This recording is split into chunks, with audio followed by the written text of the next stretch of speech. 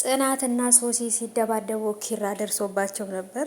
ሶሲ እውነቱን ለመናገርና የውሸት ወይንም ደግሞ የጭካኔነትን ጭንብል ዛሬ ይገለጣል እያለች ነበረ።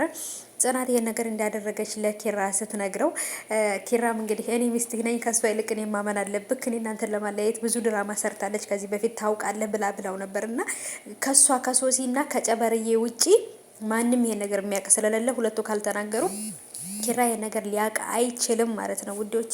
እውነት ለመናገር ይሄ ነገር ትንሽ ደስ ብሎኛል። ግን ደግሞ አላደል እየተፈጠረ ያለው ነገር ግን መጨረሻ ላይ እንደሚታወቅ ግልጽ ነው። ሶሲ ደግሞ መናገር እንደምትችል ከዚህ በፊትም ነግሬያችሁ ነበር። ጥርጣሬ ነበረኝ። ሶሲ መናገር ትችላለች፣ ግን የእውነት በጣም ተንኮለኛ ናት። እንዴት ቻለችበት? ሰላም ውድ የተከበራችሁ የቻናሌ ተከታታዮች እንዴት ናችሁ? ከኔ ሁሉ ሰላም ነው። ሰላማችሁ ይብዛልኝ ባላችሁበት ውድ ቤተሰቦቼ። ለዚህ ቻናል አዲስ ከሆናችሁ ሰብስክራይብ አድርጋችሁ ቤተሰቡ ነው ነባሮች ዌልካም እንኳን በሰላም መጣችሁ ብያለሁ።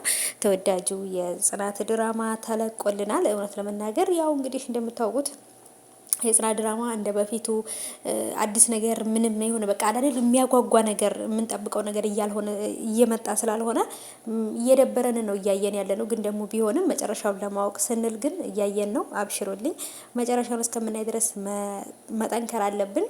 አውቃለሁ ያሰለቻል፣ ይደብራል ምናምን ግን መቼም እናየዋለን። ምክንያቱም መጨረሻውን ማወቅ ስለምንፈልግ ማለት ነው። እና እንግዲህ ኪያና ጓደኛውም ፍቅረኛዋ መታረቅ እንዳለባቸው ነው የምረዳው እኔ። ምክንያቱም እሱም ያለሷ እሷም ያለሱ መሆን የሚችሉ አይመስለኝም። በጣም ነው የሚዋደዱት የሚፋቀረው። ስለዚህ ኪራ በመሀል ገብቶ ሁለቱን ሊያስታርቃቸውና አንድ ላይ እንዲሆኑ ሊያደርጋቸው ይገባል። ሁለቱም በጣም ስሜታዊና በቃ አልበገር ባይ ናቸው ማለት ነው። በቃ ሁሉም እኔ ነኝ ተናጋሪ እኔ ነኝ ተናጋሪ የሚሉ ናቸው። ኪያም እንደዛው እሱም እንደዛውና ሄኖክ ራሱ እውነት ለመናገር የሆነ የሚናገረው ነገር በቃ እልህ አለበት። ኪያም እልህ አለባት፣ ሄኖክም እልህ አለበት። እና ስለዚህ በእልህና ደግሞ በእንትነት ፍቅር አይመራም። ስለዚህ ፍቅር አንተ ትብስ አንቺ ትብስ ተባብሎ ካልሆነ በቀር በጣም ከባድ ነው። አንዱ ሲያጠፋ አንዱ ይቅርታ እየጠየቀ ካልሆነ ፍቅር እንደዚህ አይመራም። ኪያ ደግሞ በጣም ስሜታዊነትን ታበዛለች እና በጣም ለሁሉም ነገር በቃ እኔ አዋቂ ነኝ፣ እኔ ተናጋሪ ነኝ፣ ሁሉ ነገር ትክክል ነኝ የምትለው ነገር አላት።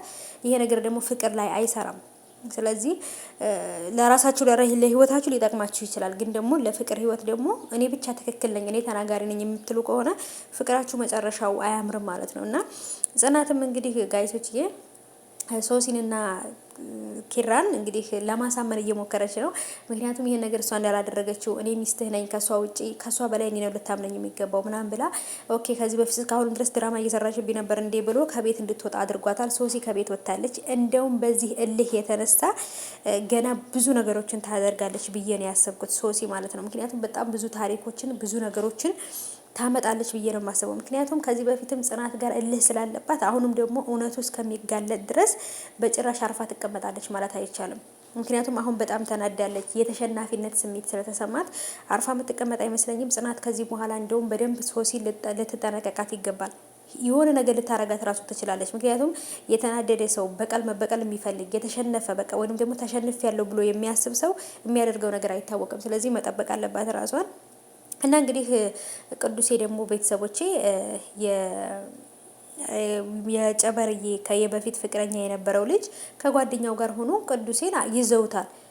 የጨበርዬ ፍቅረኛ ወይንም ባል ቅዱሴ መስሏቸዋል እነሱ ማለት ነው። ግን ደግሞ ቦርጮ ወይንም ደግሞ ናቲ ነው እንጂ ቅዱሴ አይደለም። ስለዚህ ቅዱሴን በተሳሳተ ነገር ውስጥ ቅዱሴን አስገብተውታል። ቅዱስ ግን ምንም የሚያውቀው ነገር ስለ ጨበርዬም የሚያውቀው ነገር የለም።